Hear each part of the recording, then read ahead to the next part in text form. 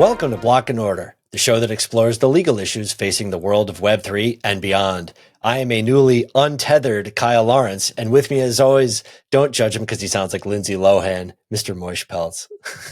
No, I just got back from my smoke break. No, my voice isn't Wow, feeling remember great. those? I know, right? Remember, like people used to, like every hour just do chain smoking. Like that's what it feels like I right don't now. But think no, I my know. voice just disappeared. I'm not even sick; it's just gone. So You just you'll have sound to great. excuse me on this episode, even though my voice wasn't there. I think our discussion with Kelley was super fascinating, and love hearing. You know, it's kind of interesting because she's a communications professional, but it's kind of approaching it from a similar angle as us. It's like, well, how do you help people do things responsibly? For us, it's legal. For her, it's communications. But there's a lot of overlap and synergy there. And so I thought it was a really interesting conversation. Right. For context, we had a guest, Kelley Weaver, on with upcoming interview.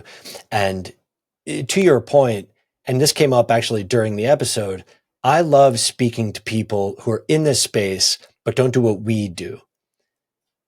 Accountants, government officials, and lobbyists that we just saw at the Digital Chamber down in DC the other day. And Kelley, with her experience dealing with influencers and people who are launching projects and reporters, I just love hearing the different perspective on it. It really helps open our eyes and helps just spread the word. Yeah, for sure. And we talked about a lot of stuff like that. Yeah, the crypto news media to me is like this insanely fascinating topic we could probably have talked about for the entire episode. The impact of AI, influencers. There's just a lot of good stuff to talk about. And she was in Jackson Hole, Wyoming, a place I've never been to. So I'm always interested in that. That's where we should do the Block and Order ski trip.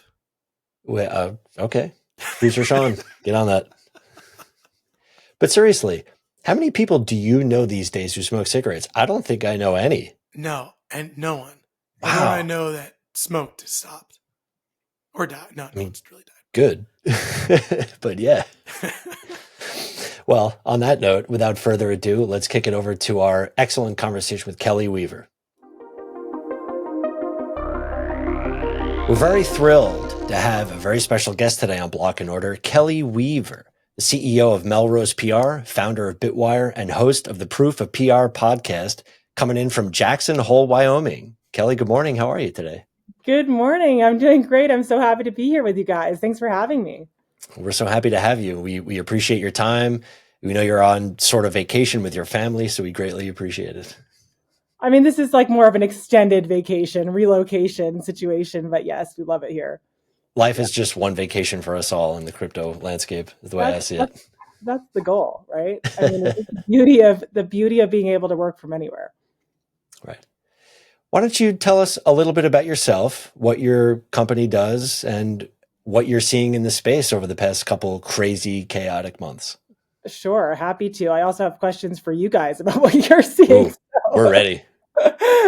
I'm Kelley. I founded Melrose PR 13 years ago, and as more of a consumer-facing PR firm, and got bit by the Bitcoin bug in 2016. We got a client, I guess, rewind 2 years prior to that, we had done PR for this Bitcoin ATM in LA, and it completely flew over my head. I did not understand. I had all these questions about, so is Bitcoin the company? Anyway, it just completely, I think it takes multiple intersections, and I didn't get it at first.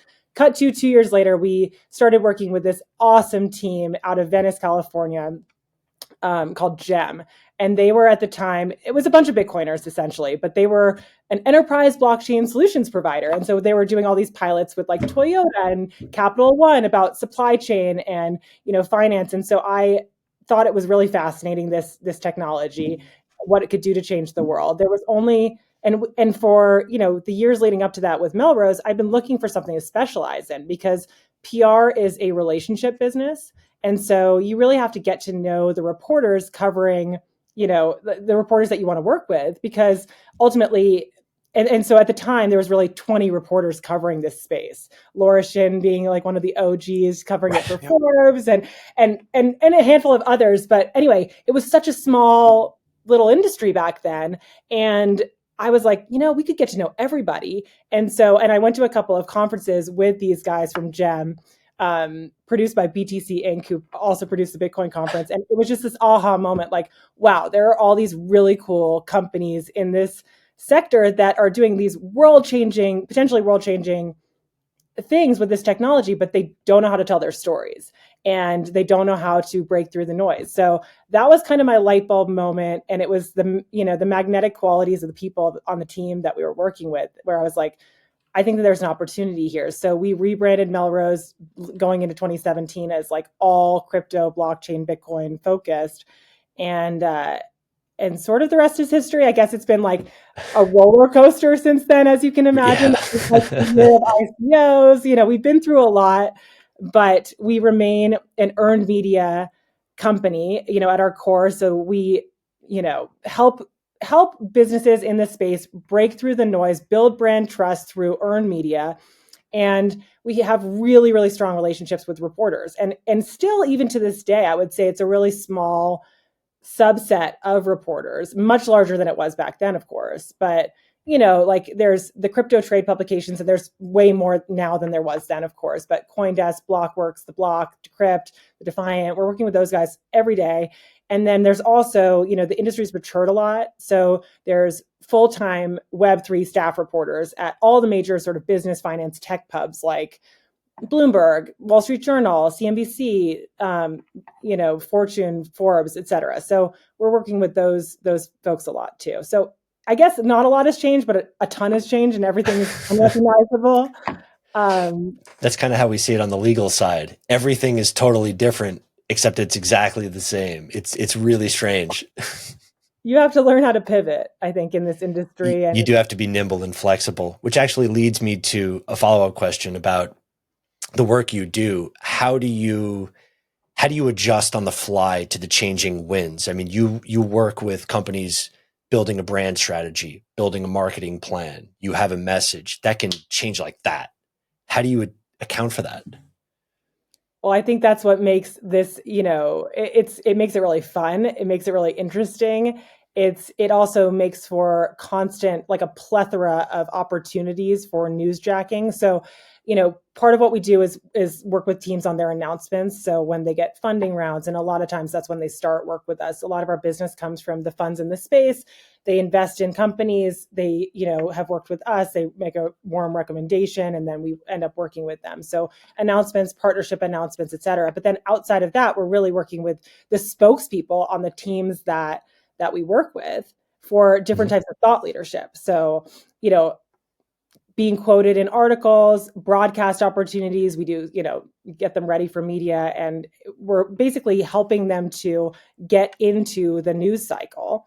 And that when the news cycle is constantly shifting, to your point, there's like always opportunities for that. And one of our favorite types of clients, by the way, are lawyers, because like here's the thing about crypto. Okay, there's markets and regulation are the two hot topics that are never going away. Never, ever.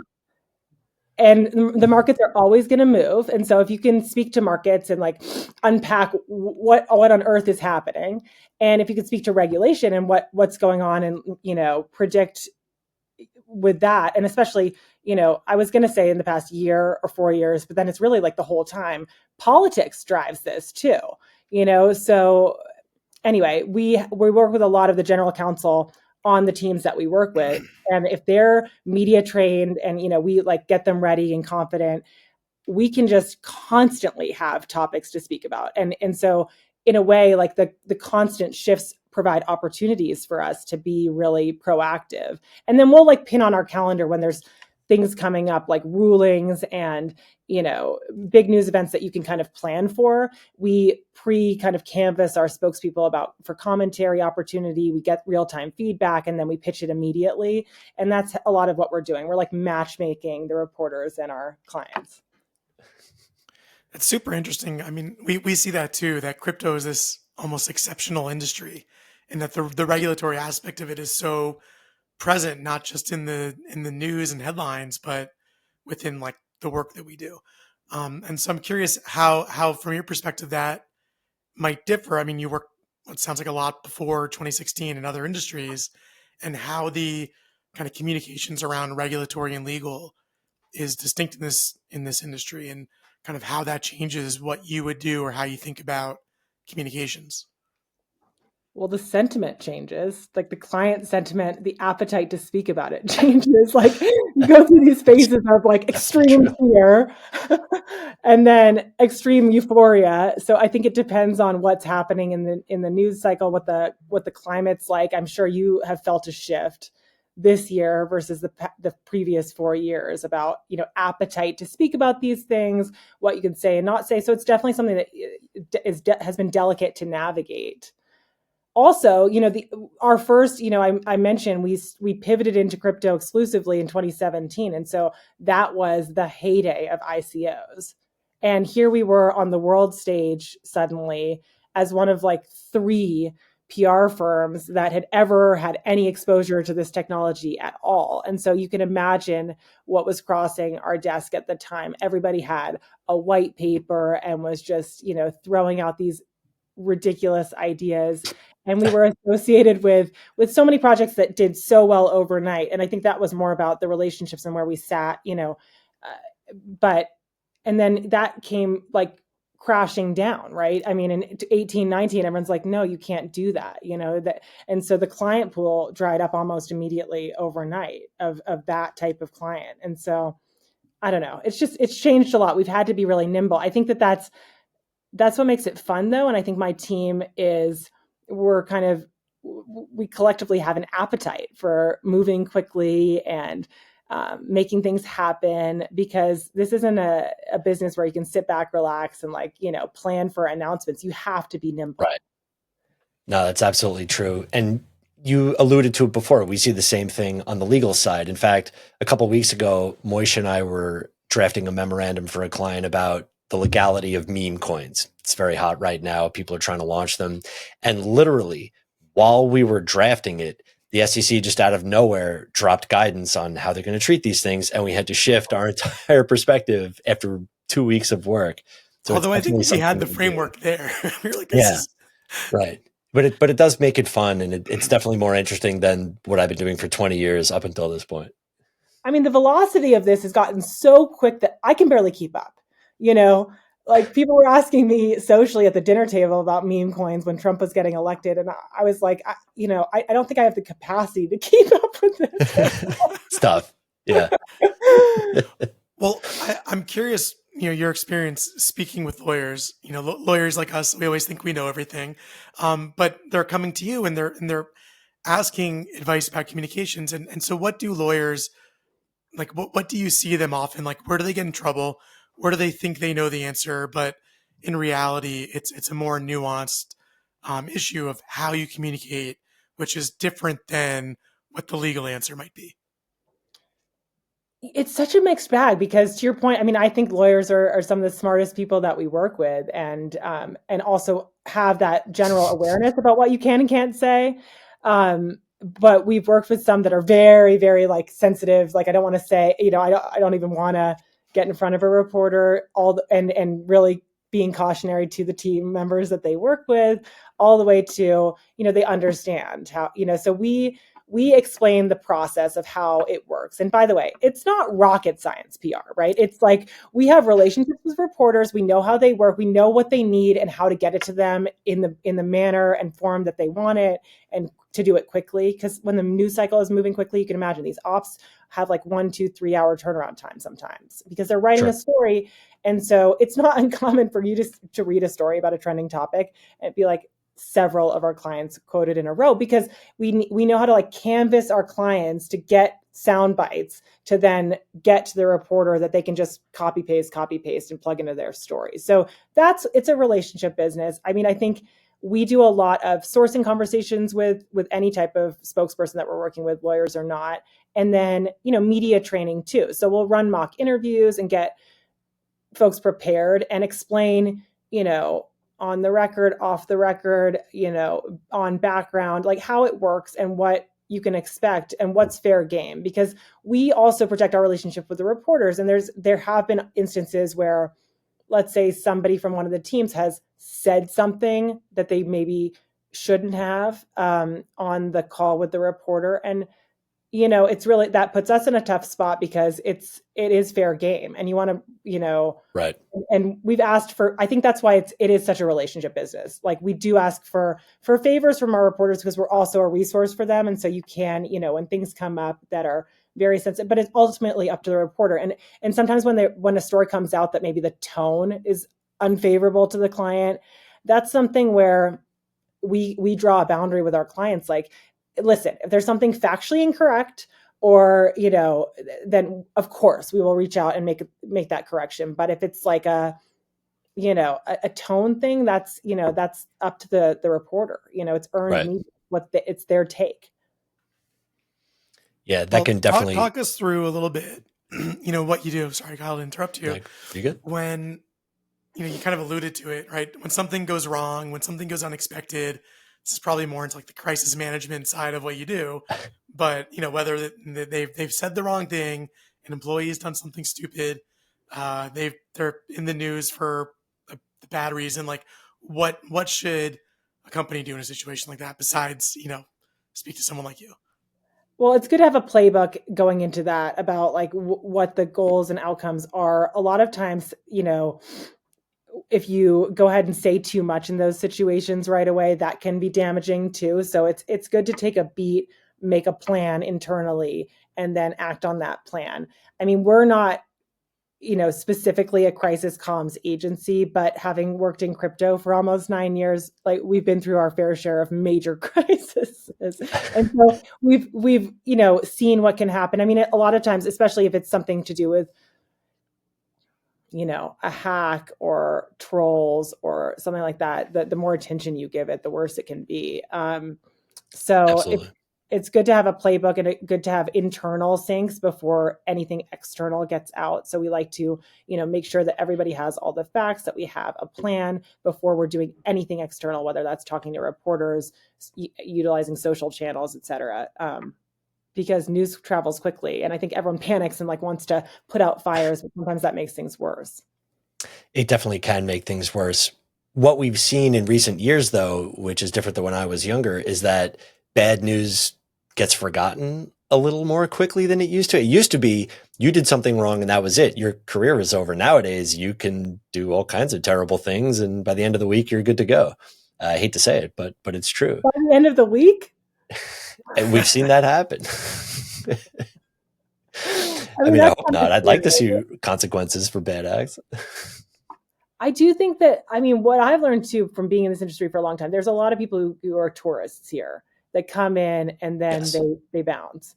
And what I see now that's encouraging is that there's people who've been in it for a long game and have, are in it for all the right reasons. And I think PR, any kind of relationship business, you have to play the long game, right? These relationships really matter. The reporters in this space move around a lot. And it is, like I mentioned, there's, not that many of them, to be honest. And so you need to maintain your reputation and your relationships, so doing something that, I don't know, is short-sighted. I just think in business in general, it's just not a good idea. So we've talked a lot about the reporters in the space. What about the reporters outside the space that perhaps don't understand the space that well or aren't necessarily inclined to give the most favorable coverage, something we've experienced on both those things? How do you approach telling the story to a non-crypto native audience, non-crypto native reporter? And how does that change, the way you communicate? I mean, this is just an example. Kyle and I were in conference earlier in the week, and I ran into a reporter with one of the major national papers and was discussing an issue about one of the headline meme coins. And he asked a very pointed question about what I thought. And I said, well, there's questions about whether it was legal or not. And I took the position based on the SEC guidance. It seems like it probably is legal. And that wasn't what he wanted to hear. And he seemed to just like, well, that's not. So I'm curious, like, if you've seen that of maybe a reluctance to accept the internal crypto storyline from a more kind of mainstream audience, and how you navigate those more difficult conversations. Of course. Has the story come out? I don't think so. I don't think it I has. mean, I don't think he was speaking to me specifically for. I mean, who knows? But as far as I know, not yet. I mean, listen, of course, it's half the battle is education with some of the report, and there's such a mixed bag of knowledge and experience, for any one of us, probably, but reporters too.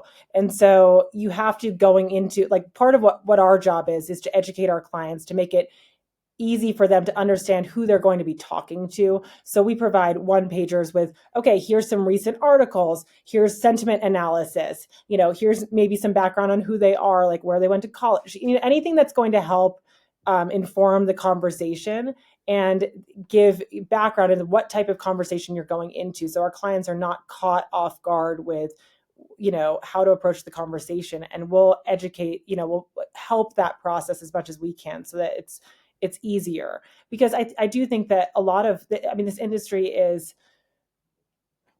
at its core kind of shaking up a legacy industry. Is that there is this, we've seen it with so many banks over the years, and who have just been like, no, Bitcoin is for criminals, to embracing it fully. So it's we have to empower, educate, and meet people where they're at. And so if the clients have the tools going into these conversations that they know, and there's reporters who listen, like some of our clients are just like, I just don't want to speak to that reporter because they have a history of writing really negative slanted articles, and that's fair too.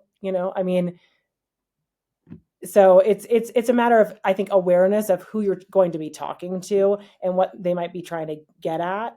But I always think it's good to go into conversations open-minded and try to empower and educate these folks, especially those that are at legacy places. Because if you think about incentives, right? Like a lot of crypto is kind of shaking things up for everybody a lot of the time. And so they're scared of it. Yeah, but I agree with all that. But I guess to take a step back, do you see there being a difference in the tenor of like what a crypto native outlet would cover and how they would cover it versus a more general interest publication or national media? And like to me it seems that way. I'm curious if you see it that way. And for sure. Yeah, for sure. And it depends on, it obviously they're catering to their audiences. And when we first work with clients, we also help them understand, what's going to move the needle the most, right? Because it's like and so if their users, let's say, need to be crypto native, like it's a DeFi project, so then it's going to be more impactful for them to have coverage in the publications where those audiences are, as opposed to, for vanity, it might be nice to get a quote in like the Wall Street Journal or Bloomberg, but is that really going to support their goals of maybe adding users? Those users, those readers are probably not there yet. So, it depends on what the goals of the companies are. Sometimes, a lot of the time, companies really do. If they're fundraising, then maybe the mainstream audiences matter more if they're looking to, and a lot of our clients are institutions. So it does that, that more mainstream is helpful, because that's where those audiences are. But I think you just have to think about, what is going to be most impactful for what you're trying to do. And then, how can you meet these reporters where they're at? And even the crypto reporters, there's a range. There's a range of, oh, for sure. Yeah. Of knowledge of, level of technical, some reporters really want to get into the weeds and speak to the CTOs and understand the mechanics of the technology, whereas others, don't touch that at all. So yeah, it's good to understand who you're talking to. Yes, I've experienced. Yeah, but it's an interesting problem because it has, if crypto is going to break into the mainstream, which is kind of, I think, the goal of a lot of, I'm sure, our clients, then there needs to be a way to communicate that, more broadly. And it seems like that's a lot of the challenge now, is communicating really cool breakthrough emerging ideas to, beyond like a small circle of crypto Twitter enthusiasts. How do you guys keep up with the shifting tides? Oof. It's a really good question. Yeah. We just kind of dive in head first and hope we come out smelling like a rose on the other side. No, it's one of the things I kind of mentioned earlier is that I've been in private practice 20 years. Historically, traditional finance guy, mergers, acquisitions, corporate. I've done 10,000 operating agreements, 1,000 PPMs, all that kind of stuff. It becomes, I don't want to say boring because clients are watching this and your stuff is not boring, but it's mindless. So doing this, we're at the forefront. We're in a nascent industry. We're trying to build it from the ground up. And it's very difficult to keep up, especially with the administration that we have that moves very quickly, sometimes a little too quickly. But comparing where we are now to where we were a couple of years ago, in terms of infrastructure around the space, legal infrastructure, accounting infrastructure, people like yourself who are involved and are helping to educate. I mean, that's the goal. I think one shared goal that we have is demystifying these things, not just explaining like what is Bitcoin, but how can Bitcoin impact our lives and lives of people around the world. So I think that shared goal is something that is really important and one we should all harness. That doesn't really answer your question, but at least we have that commonality. No, but I think also, I mean, just from a practical thing, just being interested in the technology ourselves, using the technology, being on crypto Twitter. Honestly, this podcast is a huge, for us, like just having a goal of every 2 weeks putting out a show. And part of that show is we need to prepare and read and discuss everything that's happening in the news and in the legal industry. And then our clients are constantly asking us questions about what's happening. So when you put all that together, it still feels like we can't keep up, but it's at least, every day we're learning something new. So we share that goal too. It's like, let's move this industry forward responsibly, and let's be part of the fabric that brings this to the mainstream, because there's so much to do here, but that's what hooked me in too. I was like, there's such a lack of, I just think there's this network effect with Bitcoin specifically of like, the more people who understand the potential here, the more it grows, right? And so we need to be part of the storytelling that brings that to life. So yeah, part of the mission, interested in it. Having a podcast is so smart, by the way. I mean, in terms of you get to have these great conversations. That's one of the reasons I launched it in the first place. Mine was like, was having all these great conversations and I was like, I just want to record these. But then also you end up learning so much. So I love that you guys do this and keep up, because it is really fun and interesting. And there's so many amazing people in this industry now. And it's just really exciting to try to keep up with it all. Moish mentioned the conference we were just at, and that's, your point is illustrated no better than there, because it used to be, like I was saying before, a couple of years ago, it would just be tech bros and us, and that's kind of all the people there. But you're at this conference in DC and you have lawyers, lobbyists, government officials, you have people from more diverse walks of life. And I think that's a rising tide floats all boats kind of thing. I think you're right. It's the most politicians and lawyers I've seen in one room in a while. There were a lot. We're in DC, a lot of lobbyists. But it's amazing. Like flashback, 6-7 years ago, which is not that long. The industry looked nothing like that. Nothing. So it's fun. If you had told me there would have been like 20 congressional members in like a room talking about crypto, I wouldn't have believed you. What's the general sentiment? Everyone's trying to make stuff happen, right? It's fantastic. I think, right? But there's really difficult regulatory questions that there are not a lot of great answers for. And so people are working through those things and trying to figure out, how do they make,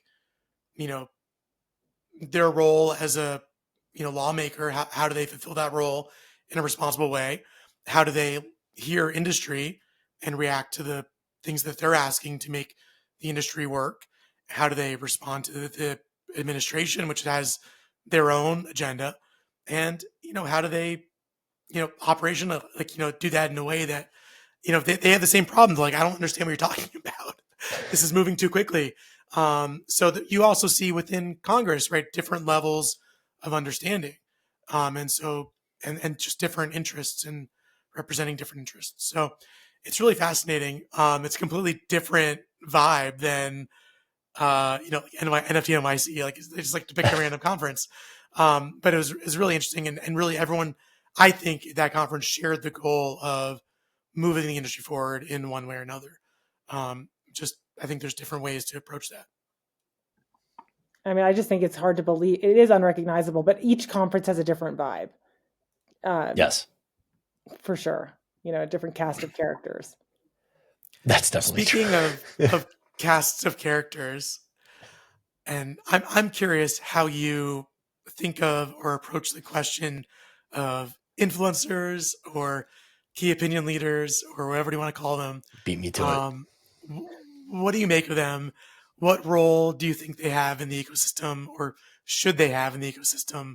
Because I think a lot of people have gotten into trouble historically with them, or they've caused negative backlash on projects, or they've probably caused projects to break through in a way that no one else could have. Whether that's FTX and all the people that were sponsoring them, or like a more positive story. I'm just curious what you think about that whole ecosystem.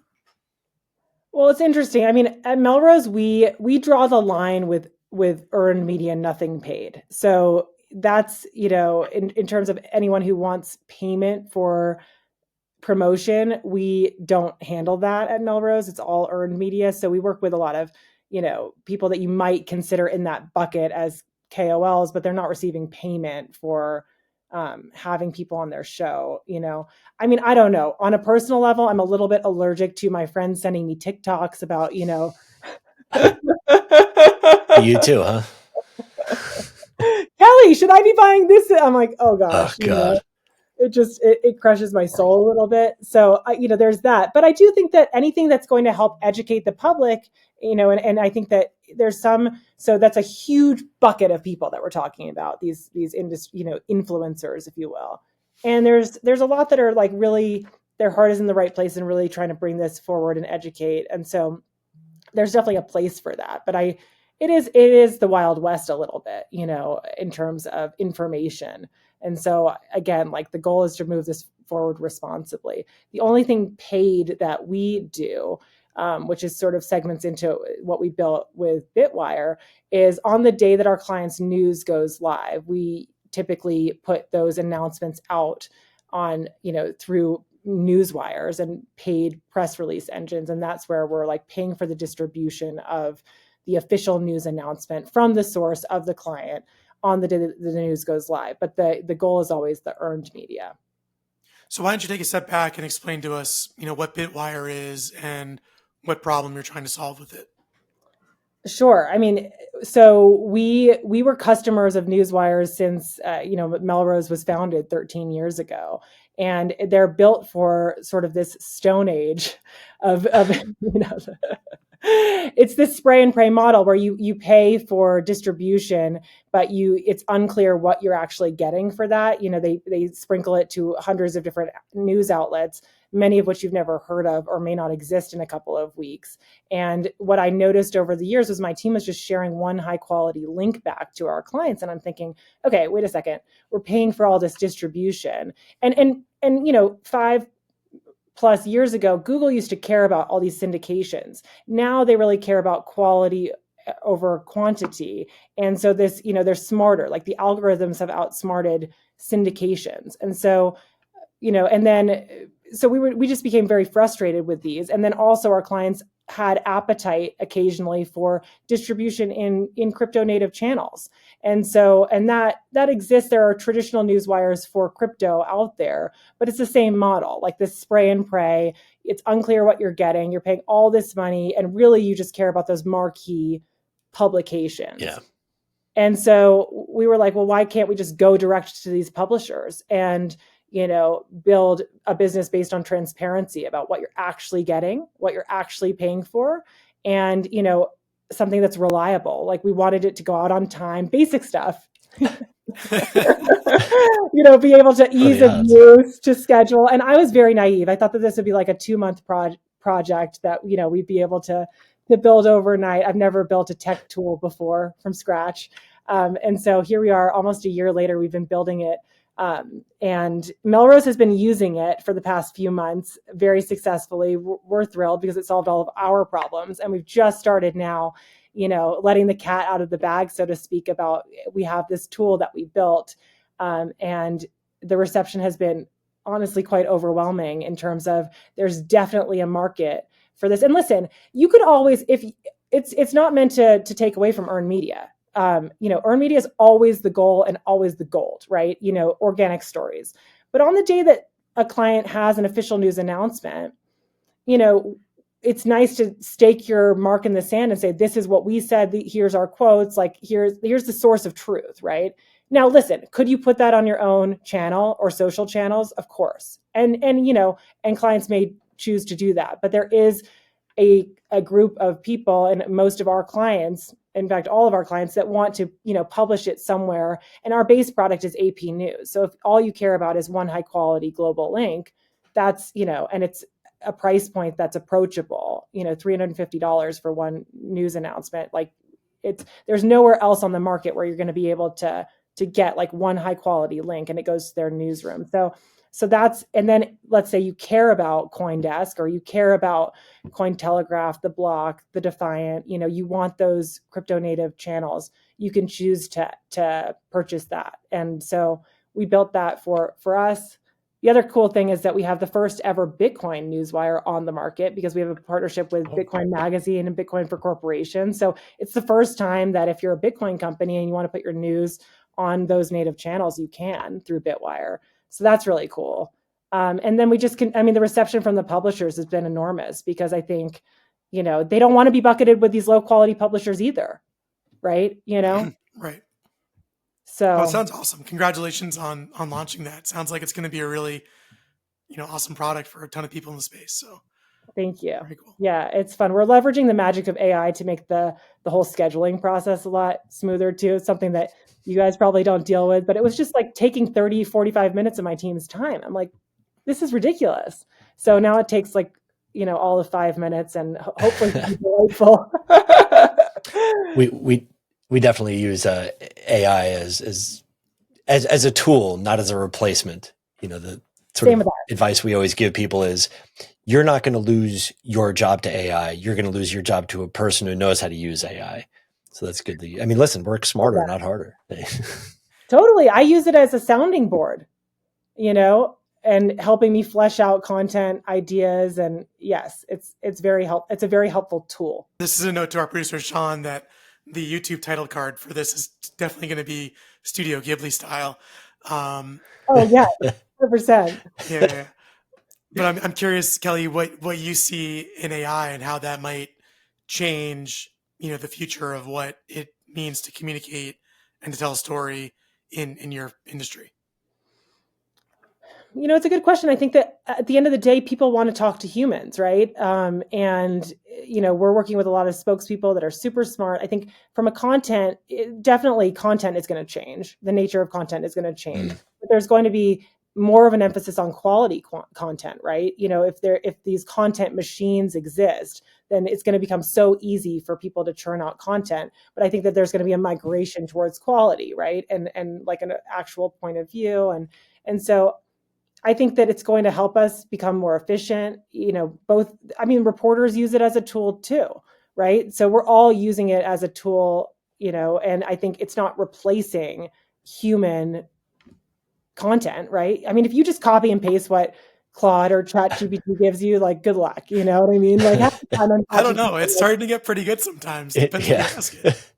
What I love is like when you can have them emulate tone. So you can say, I wanted this tone.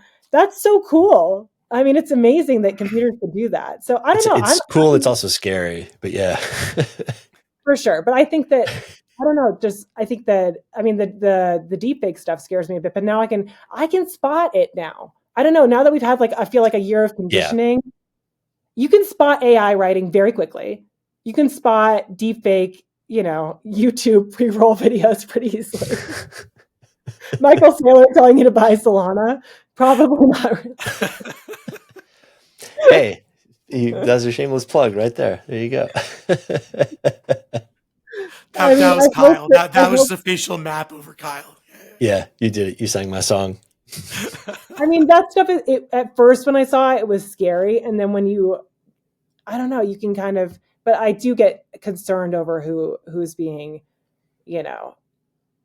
spoofed by that stuff. It is a little scary for sure. But I think that AI, I'm bullish on it. I think that it's going to make us way more efficient. There's going to be a focus Sure. on quality. Again, we're in a relationship business, right? So it's like human to human. I don't think people, you're right in that there are still people who get fooled by AI. I mean, some of it is really impressively done and hard to spot with some of the images, especially during the political campaigns. To us, it's obvious. We a little more attuned to it, but to a lot of people who, I don't know, not out of tech, I don't know what the right way is to put it. They don't. So hopefully just with the integration of it into our day-to-day lives, people do start to spot the difference. But Moish is right. Some of it's pretty good. I don't know. Well, I guess that probably also speaks to the value of earned media, because if you're looking for, real, authentic, quality content, what are you going to trust? Like just random internet garbage or, something that's real. So, I mean, one of the things about earned media in this sector, and I don't know now that we've been in it for so long, I don't know outside of it as well, but it's just so competitive, right? There's just so much flying. Like these reporters are no longer canvassing news wires for their stories, right? They don't have time for that. They're getting like hundreds and hundreds of pitches a day. They open their inbox and it's just absurd, and so that's why trust matters. That's why relationships matter, because if you can break through that noise and have someone who's going to at least open your email or like telegram you back and say, yes, no, or thank you, or whatever, then you're going to have a way better shot. And there's just so much, I feel for the newsrooms are struggling because it's like, there's so few people there, and oftentimes they're writing like just an absurd amount of stories per week mandated. And so it's like, they don't have that much time.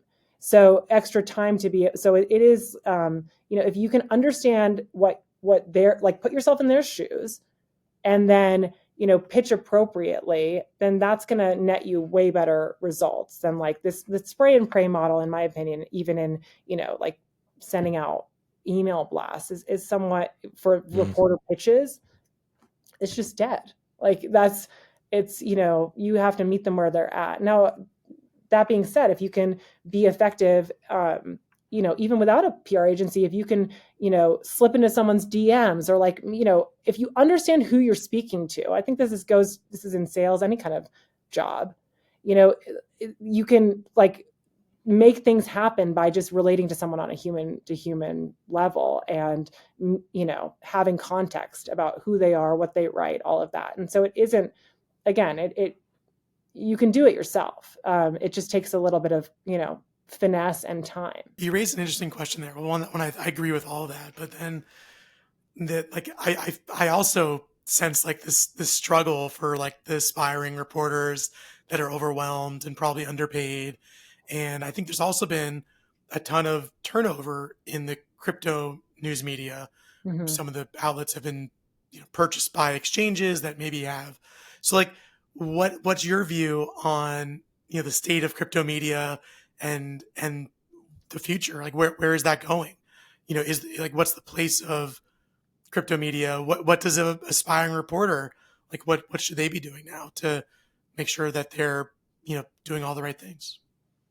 I mean, you bring up a really interesting point about like a lot of the times why folks might want to hire a crypto native PR firm is because it is a bit bizarre, the fact that, the block is now owned by a VC, CoinDesk is now owned by an exchange, there's still some independence. And so you have to understand that like the financial incentives of these publications when you're pitching, because it's going to impact. And there was, this mass exodus at CoinDesk from the reporter side late last fall. Yep. That was kind of sad to see. A lot of, the people that we love working with, just found themselves in a really tough spot where they didn't necessarily ethically agree to what was happening and felt like they needed to move on. We co-hosted this decentralized media summit at ETH Denver last month. And I do think that there's this general, the Defiant, I really respect. Cammie's amazing.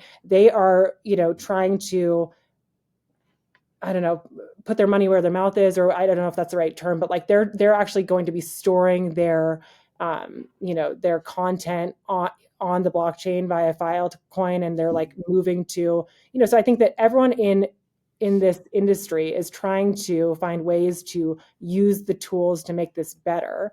But, for these reporters, it is tricky. You need to understand like the ins and outs of like who's, I guess the incentive structures. Even Blockworks, they have investors. And they do, I really respect those guys. They do a great job. I mean, we work with all of the major crypto, and I think everyone's doing the best that they can. At the end of the day, everyone needs to get paid. And so it's, that's what these business models, that's why something like Bitwire has been very well received by the publishers, because they're figuring out their revenue models. So yeah, I don't know. Does that answer your question? For sure. I mean, it's fascinating, right? The whole, crypto is endlessly fascinating.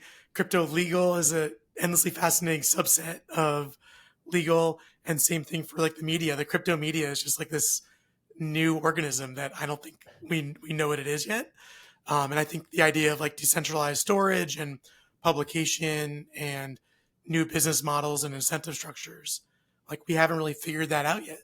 So it's going to be really fascinating to see how that evolves over the years, and I'm sure it will.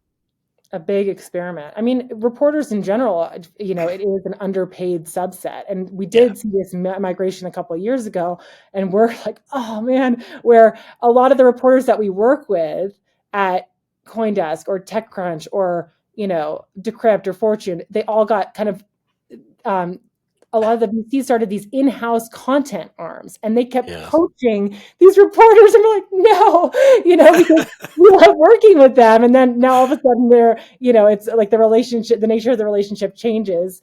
But that's, but if you understand from a human perspective, like, of course they could probably pay a lot better than these publications can, and how do these publications remain independent when, they have to also pay the bills? So it is, I think it's ripe for disruption. Yeah. Or just some OG Bitcoiner can just, just drop. Coinage is an interesting example. Do you guys know Zach Guzman? I don't think so. I do not. Where was he before? I can't, but he launched Coinage, and they're community owned. So he's, and that's kind of an interesting model, and it has been very well received. Yeah, so maybe that's the answer, is some reporters are just so embedded in the space, they make a ton of money, and then they're not doing it for that reason anymore. They're doing it for the love and the ability to tell the story. So, it's again, endlessly fascinating. I like to believe that everyone who's stuck around long enough is in it because they do love the technology, because none of us have come out unscathed. Right. That's how we always felt about bear markets, is that people who can weather those are the people who are serious about building things. So when Moish and I formed the digital assets practice group at the firm, it was during the NFT boom. And there were tons of riffraff, people just looking to come in, get a few $1 million and get out. After that, everybody who was left over are the people who are still kind of around, building real projects with an eye towards the future and not just a cash grab. I mean, yeah, they're making money. Let's not be idealists, but there is a view, there is a vision, there's real application here. So I completely agree with you. Well, Kelley, we really thank you for stopping by Block and Order, especially from beautiful Jackson Hole. Why don't you tell the people where they can find you? So I'm Crypto Kelley on Twitter. That's probably the best place, but also melrosepr.com and bitwire.com are good places. Fantastic. Well, thank you so much for your time, and we look forward to continuing the conversation. Thank you guys so much for having me. Well, that wraps up this edition of Block and Order. A very special thank you to Kelley Weaver. We greatly appreciate her time. Don't forget to follow us and Kelley on all our respective socials. We'll put links down below in the show notes. Any comments, questions, or concerns, anything you'd like us to talk about, please drop us a comment. We take those comments very seriously.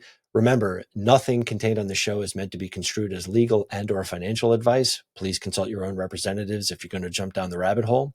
Very special thank you to producer Sean. Without him, the show would not be possible. So on behalf of Moish Peltz, I'm Kyle Lawrence. Take care, everybody.